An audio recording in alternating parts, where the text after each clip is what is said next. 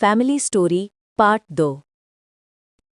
पिछली रात की खिड़की वाली घटना के बाद पूरा घर असामान्य सा लग रहा था। माँ बार बार पूछ रही थी कि आरव ने क्या देखा, लेकिन आरव सिर्फ इतना कह पाया, कोई मेरी ओर देख रहा था। पापा ने इसे बस रात का डर कहा और सबको शांत कराया, लेकिन आरव की आंखें बता रही थी कि मामला इससे कहीं बड़ा है। शाम को जैसे ही अंधेरा हुआ, घर में ऊपर वाले कमरे से धीमे कदमों की आवाज आने लगी।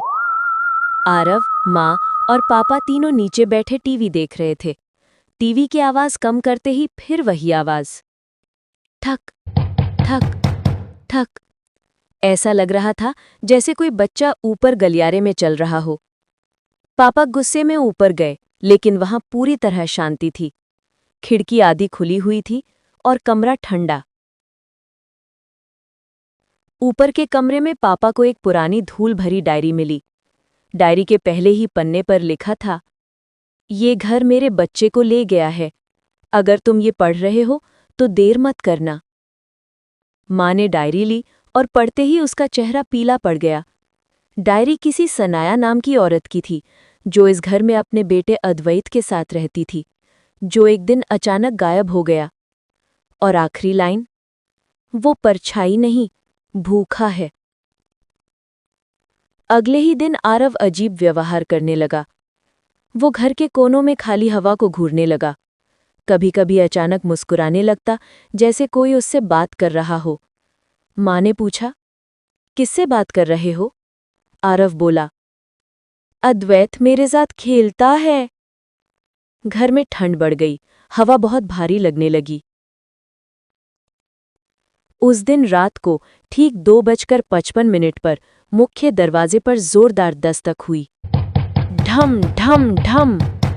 पापा ने दरवाजा खोला, लेकिन बाहर कोई नहीं था। पर दरवाजे पर छोटे बच्चों के पैरों के निशान दिखे, जैसे कोई नंगे पैर खड़ा रहा हो। अगली सुबह माँ की चीख से भर हिल गया। आरव बिस्तर पर नहीं था, उसकी चादर फर्श पर पड़ी थी और बिस्तर के कोने से बाहर जाते हुए वही छोटे पैरों के निशान दिखाई दे रहे थे। माँ और पापा पूरे घर में उसे ढूंढते रहे। तभी ऊपर वाले कमरे से खिलखिलाने की आवाज आई, आओ, मैंने ढूंढ लिया। ये आवाज आरव की थी, लेकिन उसमें कुछ बेहद गलत था। ऊपर जाते ही कमरे का दरवाजा खुद ब खुद धड़ाम से बंद हो गया।